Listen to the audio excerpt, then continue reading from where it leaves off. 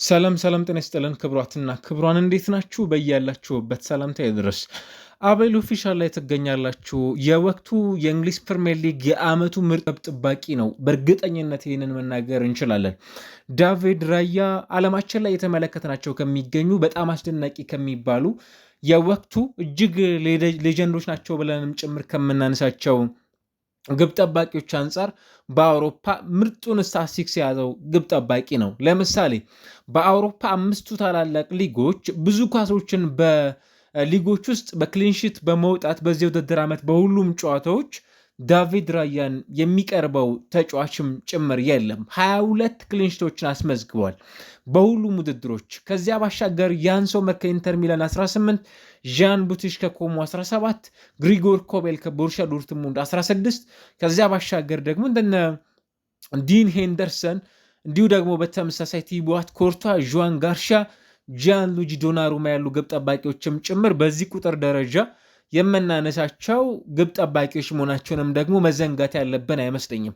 ከዚህ መነሻ በጣም አስደናቂ የሚባሉ ግብ ጠባቂዎችን እያስመለከተን ነው። የቀድሞ የብሬንፎርድ አሁን ደግሞ የአርሰናል ግብ ጠባቂ የሆነው ዳቪድ ራያ ብዙዎች እያነሱት እንደሚገኙት በዚህ ሰዓት ላይ በጣም አስደናቂ የሚባለው የዓለማችን ግብ ጠባቂዎች መካከል አንዱ ነው። ቢያንስ ግን እንደ አርሰናል ተጫዋቾች ምርጡ ተጫዋችም ጭምር ስለመሆኑ ይነሳል። አርሰናል በአውሮፓ ሻምፒዮንስ ሊግ ስፖርቲንግ ሊዝበንን 1-0 በሆነ ውጤት በካይ ሃቨርትዝ ብቸኛ ጎል አሸንፎ ሲወጣ አራት በጣም አስደናቂ የሚባሉ በጨዋታው ላይ ልዩነት መፍጠር የሚችሉ ኳሶችን ሲያደን ተመልክተናል። የመጀመሪያው ኳስ ደግሞ እንደምታስታውሱት የአሮሆን በጣም አስደናቂ የሚባል ኳስ ያወጣበት መንገድ በጣም ፒውር ክላሲክ እንደነበርም ጭምር ከሚያሳዩ ምሽቶች መካከል አንዱ እንደነበር እናስታውሳለን። ምናልባትም አርሰናል ከ2020 በኋላ ለመጀመሪያ ጊዜ ቢያንስ በአንድ ዋንጫ ቡድኑን ስንመለከተው እዛ ቦታ ላይ ትልቁን ተጽዕኖ ይፈጥራሉ ተብለው ከሚጠበቁ ግብ ጠባቂዎች መካከል አንዱ 30 ዓመቱ ላይ የሚገኘው ብዙዎች እንደሚናገሩት አሁን ላይ የዚህ ተጫዋች የሜዳ ላይ ብቃት አንቢሊቨብል ነው። አንዳንዶቹ የማይታመኑ ቁጥሮችም ጭምር ካሏቸው ግብ ጠባቂዎች መካከል አንዱ መሆኑን እያስተዋልናቸው ከሚገኙ ግብ ጠባቂዎች መካከል አንዱ ነው እና ኢቮሉሽንን በተመለከተ በጣም ብዙዎች የሚያደንቁለትን የሜዳ ላይ ቆይታን እያሳለፉ ከሚገኙ ተጫዋቾች መካከል አንዱ ነው። አንዳንዶች እንደሚናገሩት የዚህ ተጫዋች የዚህ ውድድር ዓመት ቆይታን በተመለከተ ምናልባትም አርሰናል ከዋንጫዎች ጋር ተገናኘም አልተገናኘም የውድድር ዓመቱ ምርጡ ግብ ጠባቂ እንደሚሆን ቀደም ብሎም ጭምር ማስመስከር የቻለ ተጫዋች ነው። ብዙዎች እንደሚናገሩት ራያ ኑየር አሊያስ ደግሞ ማይክ ሚኞን ነው ወይ በዚህ ሰዓት ላይ ዓለማችን ምርጡ ግብ ጠባቂ ጭምር የሚል መከራከሪያ ሀሳብ እንዲነሳም ጭምር ምክንያት እየሆነ የሚገኝ ተጫዋች ነው። ምናልባትም ቅድም እንደገለጽ ነው በተለይም ለምሳሌ አንደኛው ማሪሳ ቶማስ ይሰኛል። የቢቢሲ ስፖርት ጋዜጠኛ ነው። ታዲያ ምን ይላል? ዓለማችን ላይ ከሚገኙ በጣም ምርጥ ከሚባሉ ግብ ጠባቂዎች መካከል አንዱ ነው ሲል ሀሳቡን አጋርቷል። በተለይ ደግሞ በዚህኛው የአውሮፓ ምሽቶች ወቅት ላይ የማኑኤል ኑየርም ደግሞ አስደናቂ ብቃት በባየር ሚዩኒክ በተለይም ደግሞ ከሪያል ማድሪድ ጋር በነበረው ጨዋታ ላይ የተመለከትንበትን አጋጣሚ ያስተዋልንበት ነበር። ምናልባትም ዳቪድ ራያ የሚገባውን የኮከብነት ሚናን ደግሞ የተወጣበትንም ጭምር ምሽት ያስመለከተበትን አጋጣሚ የተመለከትንበትን ቆይታን ነበር ያስተዋል ነውና ምናልባትም ካሳለፍነው ውድድር ዓመት ጀምሮ ወደ 23 የሚጠጉ ጨዋታዎችን አከናውኖ እስካሁን ድረስ የተቆጠሩበት ጎሎች 12 ብቻ መሆናቸው ይህም ማለት ወደ 9 አካባቢ የሚጠጉ መቆጠር የነበረባቸውን ጎሎች በማዳን ደረጃ ያሉት ቁጥሮች በጣም አስደናቂ የሚባሉ ናቸው። ዳቪድ ራያን በተመለከተ ቅድም እንዳነሳነው ሁሉ በአውሮፓ ደረጃ ብዙ ክሊንሺቶችን ማስመዝገብ የቻለ ተጫዋች ነው። ምናልባትም በግብ ጠባቂዎች ደረጃ በ2025 የያሲን ትሮፊ አሸናፊ ይሆናሉ ተብለውም ጭምር ከሚጠበቁ የአውሮፓ ታላላቅ አምስቱ ሊጎች ላይ እየተሰለፉ እየተጫወቱ ከሚገኙ በጣም ተጽዕኖ ፈጣሪ ናቸው ብለን ከምናነሳቸው ግብ ጠባቂዎች መካከል አንዱ መሆኑን እያስመለከተበት የሚገኘውን ቆይታን እያነሳንለት የሚገኘን ተጫዋች በዚህ ሰዓት ላይ እየተመለከተን እንገኛለን። የዳቪድ ራያ ቁጥሮች አንዳንዶቹ በፍጹም እሱን ዲፋይን የሚያደርጉ አይደሉም። አሁን ላይ ሜዳ ላይ እየተመለከትነው የምንገኘው ዳቪድ ራያ ፍጹም አስደናቂ የሚባል የሜዳ ላይ ፐርፎርማንስን እያሳለፉ ከሚገኙ የፕሪሚየር ሊግ ብሎም ደግሞ የአውሮፓ ትላልቅ ከሚባሉ ግብ ጠባቂዎች መካከል አንዱ መሆኑንም ጭምር ያሳብየበትን አጋጣሚ በደንብ እየተመለከትን እንገኛለን። ክለቦች እንዲህ አይነት ተጫዋቾች በሜዳ ውስጥ በሚያሳልፏቸው ቆይታ ላይ የአንዳንድ ጨዋታ ብቻ ሳይሆን ሲዝናቸውንም ጭምር ደግሞ ዲፋይን ማድረግ የሚችሉ በጣም ፐርፌክት የሆነ የሜዳ ላይ ብቃትንም ጭምር ደግሞ የሚያሳዩ ተጫዋቾች መሆናቸውንም መዘንጋት ያለብን አይመስለኝም። ምናልባት ዳቪድ ራያ በእንግሊዝ ፕሪሚየር ሊግ በዚህ ውድድር ዓመት 15 ክሊንሽቶችን አስመዝግበዋል። ይሄ ከጂያንሉጂ ዶናሩማ፣ ጆርዳን ፒክፎርድ፣ ዲን ሄንደርሰን የተሻሉ ቁጥሮችም ጭምር ደግሞ ያሉት ግብ ጠባቂ ሆኖ በእንግሊዝ ፕሪሚየር ሊግ የተመለከትናቸው ከሚገኙ ግብ ጠባቂዎች አንጻር በጣም የተለየ ያደርገዋል። ይህም የራያ የሜዳ ላይ ብቃቶች በጣም ቀላል የሚባሉ አይደሉም። ለምሳሌ ከዚህኛው ባሻገር በአውሮፓ ሻምፒዮንስ ሊግ ማለት ነው ባለፉት 2 የውድድር ዓመታት ለምሳሌ ግብ መሆን የነበረባቸውን ኳሶች በማዳን ቁጥር 1 ደረጃ ላይ ይቀመጣል 9.07።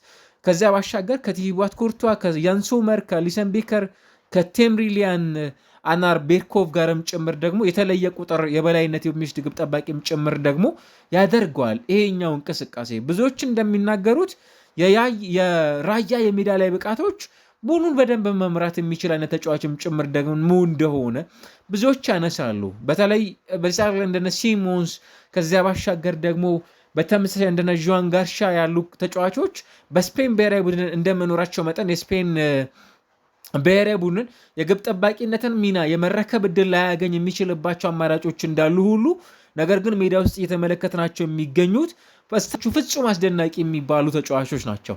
ለምሳሌ ቡድኑን በማዋቀር ደረጃ የሚነሳበት ጥያቄ የለም። ከዚያ ባሻገር አንዱ በጣም አስደናቂው ረጃጅም ኳሶቹን በደንብ ለቡድኑ አጋሮቹ ማቀበል የሚያስችል ኳሊቲ ያለው ተጫዋች ነው። ይሄ ብቻ አይደለም። ከዛ ባለፈ የሾት ስቶፒንግ ጎልኪፐር ብለን ከምናነሳቸው ምናልባትም በእግራቸው ከመጫወት ባሻገር ኳሶች ይሞከርባቸው እነዛን ኳሶች ክሊር በማድረግ ደረጃ ሞደርን ይሄ ዘመናዊ እግር ኳስ ግብ ጠባቂዎችን ይፈልጋሉ፣ ግብ ጠባቂዎች እንዲኖራቸው ያስፈልጋሉ ተብለው የሚነሱ በጣም ወሳኝ የሚባሉ ቁልፍ ሀሳቦችንም ጭምር ደግሞ በማካተት ደረጃ ከፊት የሚቀመጠው ግብ ጠባቂም ጭምር ያደርገዋል። ዳቪድ ራያ እነዛን ስኪሎች ያሟላ ግብ ጠባቂም ጭምር እንደሆነ እየተመለከትናቸው ከሚገኙ የአርሰናል ግብ ጠባቂዎች መካከል አንዱ መሆኑን እናስታውሳለን። በባርሴሎና እንደተወለደ ይታወቃል። ከዛ ባሻገር ወደ ብላክበርን ተጉዞ ነበር ገና በ16 ዓመቱ። ከዛ ባለፈው በውሸቱል ደግሞ ወደ ናን ሊግ ላይ ተሳትፎ ያደርገው ለነበረው ሳውስፖርት አቅንቶም ጭምር ደግሞ መጫወት የቻለ ተጫዋችም እንደሆነ እናስታውሳለን። ምናልባትም ብዙዎች እንደሚናገሩት የዚህ ተጫዋች ቆይታን በተመለከተ ብዙዎች እንደሚናገሩት ወደ ሻምፒዮንሺፕ ሊጓን የነበሩት ኤክስፔሪየንሶች ይበልጥ ደግሞ አሁን ወደ ብሬንፎርድ ያደገበት አካሄድ በጣም ያስደንቃል። ከብሬንፎርድ ደግሞ ወደ አርሰናል በ2023 የተቀላቀለበት መንገድም ጭምር በጣም ድንቅ ከሚባሉ ጉዞዎች መካከል እንዳንዱም ጭምር የሚነሳ ነው። ቅድም እንዳነሳ ነው ሁሉ አንድ ግብ ጠባቂ ይኖራቸዋል ተብለው የሚጠበቅባቸውን ስኪሎች የሚያሟላ ግብ ጠባቂ መሆኑንም ጭምር ደግሞ እንመለከታለን። በዚህ ረገድ ብዙዎች የሚመሰክሩለት አይነት ግብ ጠባቂ መሆኑንም ጭምር ደግሞ የተመለከትን። አንዳንዶቹ ሴቮች በፍጹም በቀላሉ ሴቭ መደረግ የሚችሉ አይነት ኳሶችም ጭምር አይመስሉም እና በተለይ በግብ ጠባቂዎች ቦታ ላይ በጣም በመስራት ደረጃ ታታሪ ከሚባሉ የግብ ጠባቂ ስፍራ ተጫዋቾች መካከል እንዳንዱም ጭምር የሚነሱ ስታቲስቲክሶች ያሉት ግብ ጠባቂም ጭምር ያደርገዋል። ምናልባትም በአርሰናል በዚህ ውድድር ዓመት እያስመዘገባቸው የሚገኙት ስታቲስቲክሶች ፍጹም የሚያስደንቁ ፍጹም የተለዩ የውድድር ዓመትንም ጭምር እያሳለፈ የሚገኝ ግብ ጠባቂ ስለመሆኑ የሚጠቁሙ የሜዳ ላይ ፐርፎርማንሶችን እያሳለፈ የሚገኝ ግብ ጠባቂ ሆኖ እየተመለከትነው እንገኛለን። በዚህ ረገድ ቀጣይ ምን ሊያስመለክተን ይችላል ይህ ግብ ጠባቂ የሚለው ጉዳይ ላይ ምናልባትም ኬሪየሩን በአርሰናል ቤት ውስጥ የማጠናቀቁ ጥያቄ የሚነሳበት ግብ ጠባቂ አይደለም። ቅድም እንዳነሳ ነው ሁሉ 30 ዓመቱ ላይ ይገኛል። በዚህ ውድድር ዓመት በአርሰናል ቤት ውስጥ ብዙ ደቂቃዎችን መጫወት የቻለም ጭምር ግብ ጠባቂ ደግሞ መሆኑን እናነሳለን። ለምሳሌ በቡድን ውስጥ ዘንድሮ አርሰናል ቤት ውስጥ ማለት ነው እያንዳንዱን ጨዋታዎች እያደረጉ ከሚገኙ ምናልባት አሰልጣኝ ሚኬል አርቴታ አንዱም ከሚተችባቸው ውስጥ በሁሉም ጨዋታዎች ምናልባትም እነዛን የካራቦ ካፕ ጨዋታና የኤፍኤ ካፕ መርሃ ግብሮችን ካልሆነ በቀር በእያንዳንዱ ጨዋታ ላይ የሚጠቀመው ነው። በእንግሊዝ ፕሪሚየር ሊግ በ31ዱም ሳምንት በቋሚነት ጀምሯል።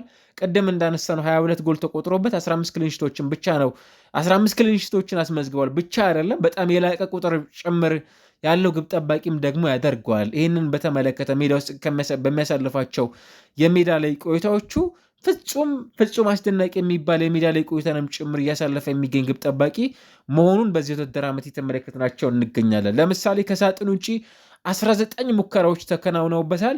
ሳጥን ውስጥ 53 ሙከራዎች ተከናውነውበታል። ከማዕዘን ምት 12 ሙከራዎች፣ ከቆመ ኳስ 1 ሙከራ። በእነዚህ ሁሉ ሙከራዎች ግን ቅድም እንዳነሳነው የተቆጠሩባቸው ጎሎች በጣም ጥቂት የሚባሉ መሆናቸውን ስናይ ምናልባትም ዳቪድ ራያን በሚቀጥሉት ዓመታት የአርሰናል ቁጥር 1 ግብ ጠባቂ የመሆኑ ጥያቄ ላይ ብዙ የሚነሳበት አይነት ተጫዋች እንዳልሆነም ጭምር የሚጠቁሙ ስታቲስቲክሶች ያሉት ግብ ጠባቂ መሆኑንም ጭምር እያስመለከተን የሚቀጥል የሚሆንበት እድል በጣም ሰፊ ሆኖ እንመለከታለን እና የዚህ ቡድን ብቻ ሳይሆን የቅርብ ጊዜያቶች የአርሰናልም የእንግሊዝ ፕሪሚየር ሊግ ምርጡ ግብ ጠባቂ በመሆን ደረጃ የዳቪድ ራያ ሚና በጣም ቀላል የሚባሉ እንዳልሆነም ጭምር ደግሞ እየተመለከት ነው እንገኛለን። እነዚህን ቁጥሮች ይዞ እስከሄድ ድረስ መጓዝ ይችላል የሚለው በደንብ ማሳያ ነው። አንድ ቡድን በተለይም ግብ ጠባቂዎችና የፊት መስመር ተጫዋቾች በሚሰሯቸው ስህተት ደረጃ ኢቫሉዌት ሲደረጉ የግብ ጠባቂዎች ስህተቶች ክለቦችን ዋጋ ያስከፍላል። ለዚህ ራሱ አርሰናል ትልቁ ምሳሌ ነው። በዚሁ የካራቦ ካፕ የፍጻሜ መርሃ ግብር ላይ እንዴት ነው ኬፓ አሪዛባላጋ ስህተት ሲሰጣት ያንን ስህተት ለማረም አርሰናል በቂ ጊዜ አያገኝም። ነገር ግን ቪክቶር ዮኬሬሽ ጎል ባያስቆጥር በተለይም በአርሰናል በኩል ያንን ማድረግ የሚችሉ ሌሎች ተጫዋቾችም ጭምር ደግሞ እንዳሉት ይታወቃልና ግብ ጠባቂዎች ሚናቸውና ኃላፊነታቸው በጣም ፍጹም የተለያየ መሆኑንም ጭምር ደግሞ የሚያሳዩ የሜዳ ላይ ቆይታዎች እንዳሏቸውም ጭምር ደግሞ መዘንጋት ያለብን አይመስለኝም። ዳቪድ ራያ አሁን ላይ መከራከሪያ ርዕሰ ጉዳይ እየሆነ የሚገኝ ግብ ጠባቂም ጭምር ሆኗል። በአውሮፓ ሻምፒዮንስ ሊግ በተመሳሳይ ያስመለከተው የሚገኘው ቆይታ በእንግሊዝ ፕሪሚየር ሊግ እያሳለፋቸው የሚገኙ ቆይታዎች ፍጹም የሚያስደንቁ መሆናቸውንም ጭምር እየተመለከትናቸው እንገኛለን እና ይህንን ቁጥር እንዴት ይዞ ይጓዛል የሚለው ጉዳይ ይጠበቃል። ከ2024/25 ውድድር ዓመት በኋላም ጭምር እየደገመው የሚገኘው የሜዳ ላይ ፐርፎርማንሶቹ በጣም ፐርፌክት ሆነው የተመለከትናቸው እንገኛለን። በሜዳ ላይ ብቃቶቹ ዳቪድ ራያ የእንግሊዝ ፕሪሚየር ሊግ ብቻ ሳይሆን የዓለማችን ምርጡ ግብ ጠባቂ ከሚባሉት ስም ዝርዝሮች ውስጥ አንዱ ነው። እናንተስ እንዴት ተመለከታችሁት? ሀሳቦቻችሁን አጋሩን።